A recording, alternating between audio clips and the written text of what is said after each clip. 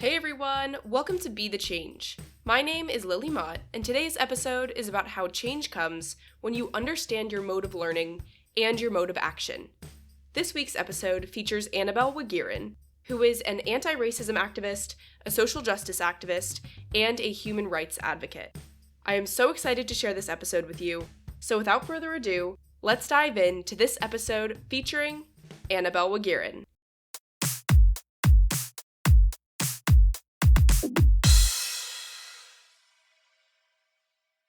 My name is Annabelle. I like to call myself three things. And first thing is a anti-racism activist.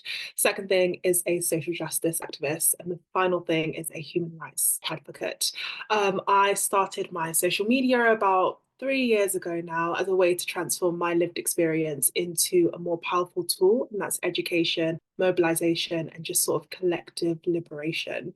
And yeah, no, from that, I've been sort of making sure that everything I do, whether it's in my professional, my academic, or my personal life, is all about sort of being the change that I want to see and really sort of fighting for the rights of the most marginalized and challenging the status quo. So, in my sort of career as well, what I do is I build equitable cultures through anti racism training, education, and my social justice advocacy. And then I'm also working to become a human rights lawyer. That was amazing. That was a great overview. And I do think that you fit the bill very well for what this podcast is all about. So I'm super excited to have you. Can you tell me about what inspired you to get started with this work? Can you share some of the experiences that led to you using your social media in this way? Can you tell me that story? Absolutely. So I am probably can't tell from the accent, but I'm not from London. I'm from England, but I'm from Hertfordshire. And how it goes sort of in the UK is that you have the really inner cities like London, Birmingham, Manchester, where there's sort of loads of diversity. And then the further you get out, we call it the sticks, the sort of suburbs, the countryside, there's just a lot less diversity there. So I sort of was born and grown up around the sort of shires, which is the sticks. And I have grown up in predominantly white institutions my whole life. So I'm the daughter of immigrants. I know what it's like to be in between two cultures and in between two generations and understanding what that not only means, but the sort of implications that has on you. And I remember getting to a point when I was about 17, 18 years old, that my experiences, the sort of uncomfortable ones, the ones that went across without saying or, without challenging, I found out that it wasn't sort of personal. It was a symptom of a larger problem. People never knowing how to pronounce my name, people saying, calling me different names because all Black people look alike, people sort of when I walk into rooms or when I speak, them automatically assuming that I'm less than or I'm less intelligent, I'm less active, I shouldn't take up as much space. Existing in those frameworks, as well as coming home, speaking to my parents, my grandparents, and them having this sense of don't do anything to sort of rock the boat, don't do anything to take up space, don't just be grateful you're there. If somebody tells you to do it, you do it. If somebody asks you a question, you agree with them, because we're sort of grateful to be here and we're here to work hard. So I think being in between those two sort of spaces, it left me feeling not only alone but feeling as though my experiences, it means something. So lockdown happened, and I want to say the whole world sort of paused, and not only paused because we were facing an unprecedented crisis, but it also paused because we really were forced to reckon with ourselves. And obviously the Black Lives Matter movement didn't begin in 2020, but it definitely had a resurgence in 2020. And I think for me, what that meant is for the first time ever, all of these experiences, all of these nexus, political, social, interpersonal nexuses that I'd, been a part of, it came to the forefront, and it not only came to the forefront, but I found community in that. I found community in those experiences. I found an understanding in that. And I think for me, it was sort of a no-brainer. What is my power? I believe that my voice is my superpower. And what could I do to sort of add to that and make other people feel as seen as the way that 2020 made me feel, albeit over such an awful, circumstance. But the idea of finding community, finding education, awareness, and understanding within community, within communal education was just something I was so passionate about. And yeah, so I started my social media, and it really just started with here's how you can be anti racist. Here is, Black historical figures that you need to know about. And it really just took a life into its own, because not only am I sort of paying homage to the past and educating people on what they can do to be better, but I am also I have my pulse on the current events that's happening and the stories that you're not hearing about, the stories of the most marginalized being a voice for the voiceless. And I think this was all because I felt as though finding that community in 2020, it really just felt like somebody was speaking for me. And I knew that I wanted to be that person. I love that. I think that was such a wonderful overview of your story. And I think I have so many questions from what you just shared. I would love to know, when you first started this, what were some of the what was some of the content that you were creating back then? Maybe how has it changed to now? I would love for people who maybe haven't seen your social media accounts, which I'll link everything in the description because people have to go check them out. But can you tell me a little bit about the content that you have shared over time, the types of content that you're sharing now? Give me kind of a sneak peek about the content that you like to share on your social media. No, absolutely. So when I first started, so TikTok is my home platform, I want to say. That's where I got my start. That's where I started with everything. And I really started with more theoretical anti-racism education. So I think to understand this, it would be nice to maybe talk about my academic history. So I started my social media when I was doing my undergrad. So I was 19 years old when I started it. Was I 19?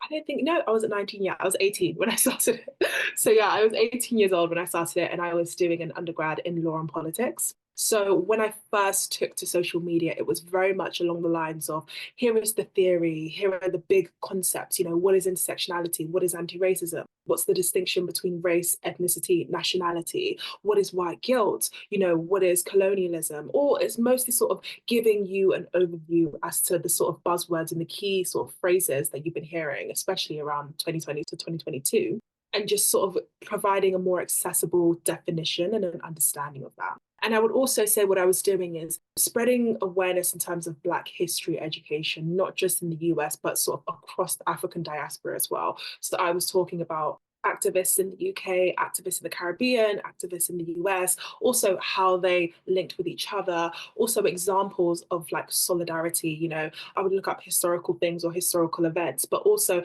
not only for the people who arose from it, but also the background things that was happening as well. Like I know, for example, it was Jessica White who was advocating for Taraji P. Henson. And she said that if she wasn't getting paid the same amount as Taraji P. Henson, she wouldn't be there. Now, that's an example of solidarity, cross-racial solidarity, in the sense of you are willing to forsake what you're getting to bring another person up. And I was taking these examples and just showing people, here's how you can be anti-racist in your real life. And it's not just about listening, active learning, reflecting, but it's also about taking cues from what you've seen. If somebody's saying that they're not going to work because they're not getting paid the same amount as what their counterpart is getting paid, that's an example of being anti-racist and stuff like that. And I want to say it sort of evolved into understanding that.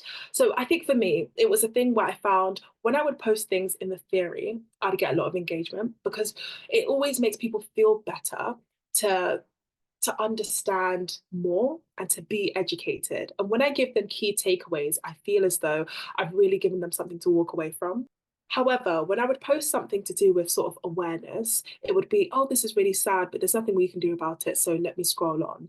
And I saw the distinction between people who really identified strongly with anti-racism and anti-racist education, but also failed to translate that into the modern age. Because I feel as though when people talk about race and racism, we talk about slavery, we talk about colonialism, we talk about segregation, Jim Crow era, we talk about, apartheid, South Africa, a whole range of historical things. And I found that there was a disjuncture between the historical and the now. And for me, what I really found my niche in is really breaking down that disjuncture, finding examples, finding lessons, finding learnings, finding real life petitions, movements, cases that are happening in the now, which really show you that race is a living organism. Racism is a living organism. Systemic inequality, discrimination. So therefore, anti-racism needs to grow alongside it. Anti-racism needs to be flourishing with it in order to combat it. So for me, it sort of over the last 4 years, it's evolved from rather than speaking in the theory and speaking in the history to speaking in the now. I take a case that's happened and I say, well, this is what it means. Here are the implications of it, and here is what you can do now. And I want to say that my vision is to have an anti-racism which is described and it's sort of defined through action. It's defined through living, breathing awareness. It's the people you're fighting for. It's the communities you're trying to protect, rather than knowledge about, well, what happened 100 years ago, how do you define this, what's the difference between this and this. Well, absolutely, it's good to have that, but at the same time, what is that if you're not having examples to really have some impact? So that's how my content has really shifted and changed, and I've sort of flipped it on its head. Rather than talking about, here's the theory and then here's the explanation, I'm talking about, well, here's what's happening on the ground, here's the theory behind it, and here's the explanation / what you can do about it. Okay, I think that anybody listening who hasn't checked out your social media is definitely going to now. I think that was an amazing overview of the work that you're doing. And I think you're someone who is making a change on social media. I think using this platform as a really great one to share stories and to share information. And I think that that's kind of I feel like using social media for social impact is always kind of a controversial topic. I think sometimes we see performative activism and things like that on social media, but you're using it as this resource, which I think is amazing. And I'm kind of putting you on the spot here, but what are your thoughts on the removal of fact checkers and kind of the changing political content that might be on some of these platforms? I know TikTok is your home platform, so I know that this more applies to the Meta platforms, but what are your thoughts on that and maybe how they might change the way that you create content or the way that other people who are really making an impact on social media create content? I'd love to kind of pick your brain about that. Well, absolutely. I think that's a really great question. And it's so topical because it's also been something that I've been sort of struggling to grapple with, in the sense of, for me, social media is so novel because social media is the home of Indigenous knowledge, in my view. Because obviously you can find it through academia, you can find it through sort of archival stuff, but the living, breathing, what is happening right now, social media is the only place where people can come out and say, this happened to me, this is what we do in my culture, and millions of people have easy access to it, and I think for me that's something so powerful, because you're getting knowledge being shared by the people who are impacted, or the people who have that passion, or the people who are educated about it, rather than knowledge being hidden within the sort of the barriers and the brick walls of academia or inaccessible journalism, or all of that kind of stuff, like all of these things which are just so inaccessible for the average person. Social media breaks that down, and I think it's terrifying to remove the sort of not only fact checkers but also removing platforms. The censorship which is happening around it really scares me, because social media is the platform where people gravitate towards because there is no hierarchy. With it gone, the hierarchy will take precedent all the time. And that's also part of the reason why you saw on social media, especially around 2020, everyone was talking about, well, what is racial justice? What is anti-racism? Because people were using their own experiences to educate one another.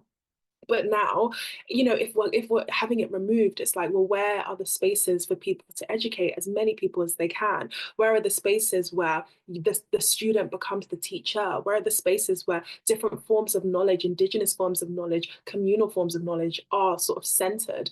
And that's honestly, it terrifies me. And I think in terms of how do we rise above it, I think for me, what I've been doing with my platform and with my content moving forward is that if there's a lot of discourse that happens in the comment section of everything, but you can often get a lot of discourse where people are trying to sort of nullify the validity of what you're saying because they haven't seen a source. So absolutely, when I'm making any content, which is especially educational or it's about topical affairs or events, I just make sure I keep a log, almost like a source list or bibliography as to every single thing that I use. And therefore, it's like, in an ideal world, I would also make that accessible to the people that want to find out more. So therefore, even the people who agree with what I'm saying or disagree with what I'm saying, they can be armed with that loads of information. So rather than fighting or saying statements which are unfounded, they can go and do that information. So I think for a lot of, creators who are creating around social impact or social justice or,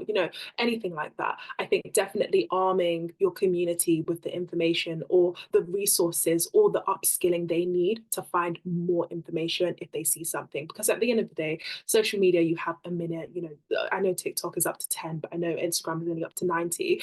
You can't say everything. And I think part of our responsibility as people who are fighting for change is to make sure that the change doesn't end with you. It takes its own life in different forms, and it has, so many, allowing people to be armed with that and to be upskilled with that and educated on that is how we fight it. And I think that requires people to be brave, because being brave amidst sort of adversity and, being brave when we're seeing so much backlash, whether it's DNI, whether it's racial justice, whether it's, abortion rights. There's just so much backlash at the moment.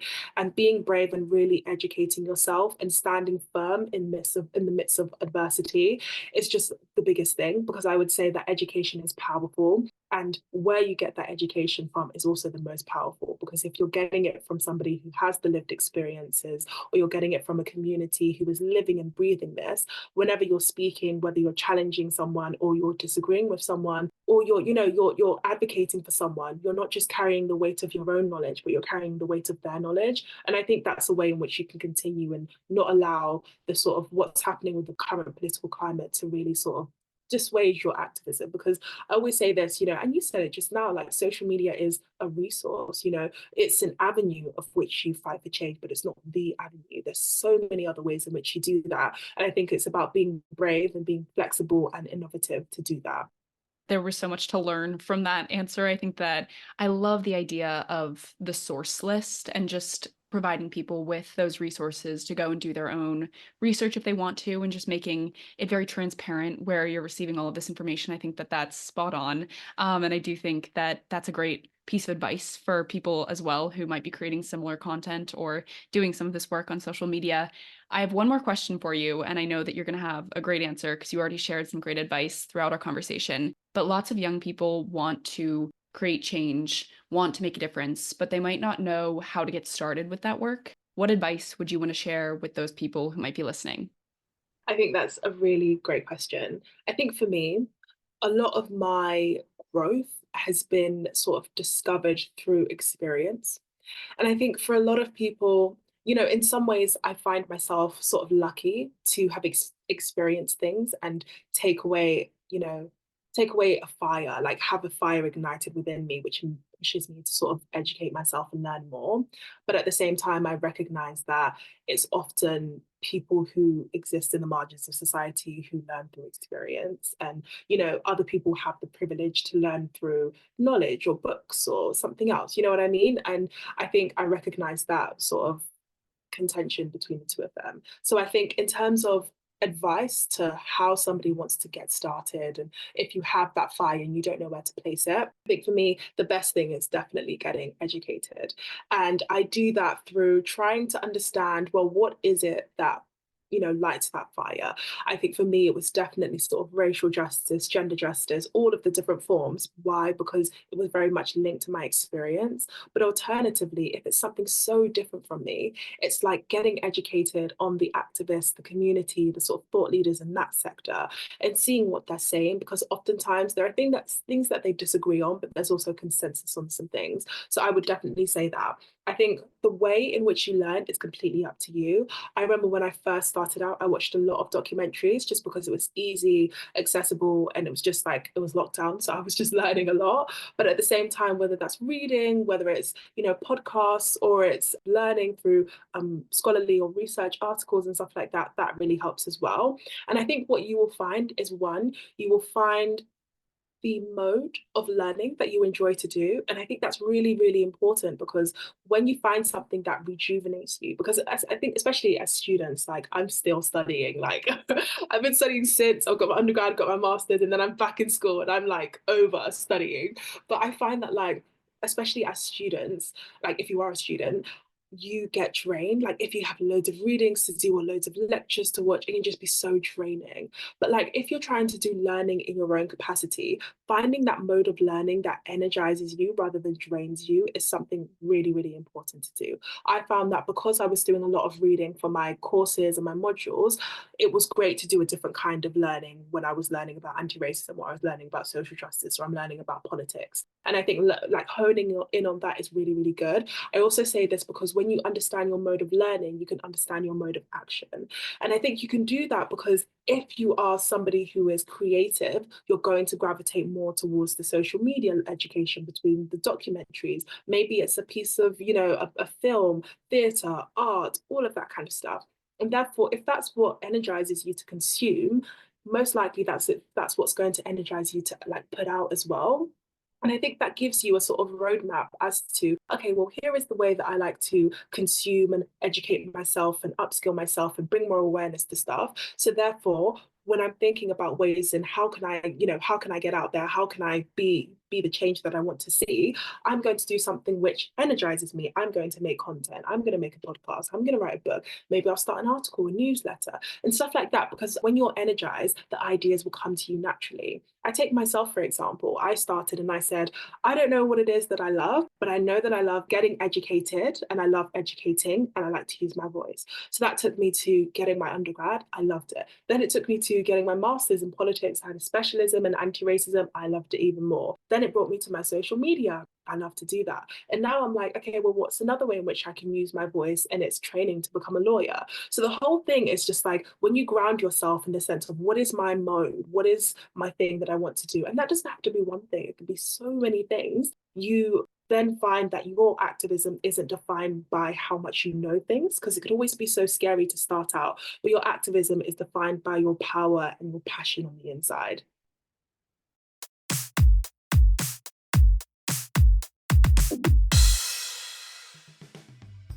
I think the work that Annabelle is doing is so powerful, and I definitely encourage everyone who is listening to head over to Instagram or TikTok and watch Annabelle's videos, because there is so much to learn through the content she's producing.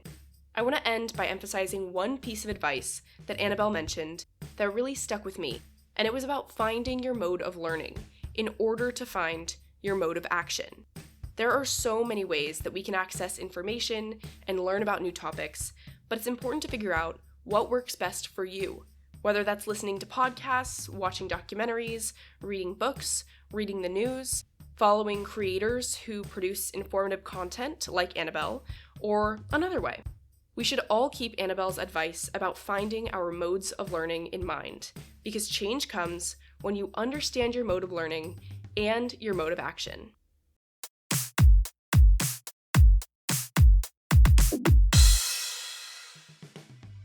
Thank you so much for listening to this episode, and you can find Annabelle on Instagram, TikTok, and LinkedIn, and I included those links in the description of this episode. If you want to talk about anything I mentioned, please reach out to me by email at lily@bethechangepodcast.org or on Instagram at Be The Change Media Network. I am working on expanding Be The Change Media Network, which means bringing you more inspiring stories from amazing guests. If you enjoyed this episode, I would really appreciate it if you could leave the podcast a rating and a comment, because it will help these stories to reach, educate, and inspire more people. And I would also love to hear your thoughts and feedback. Tune in for my next episode, but until then, be the change you wish to see in the world. Bye, guys.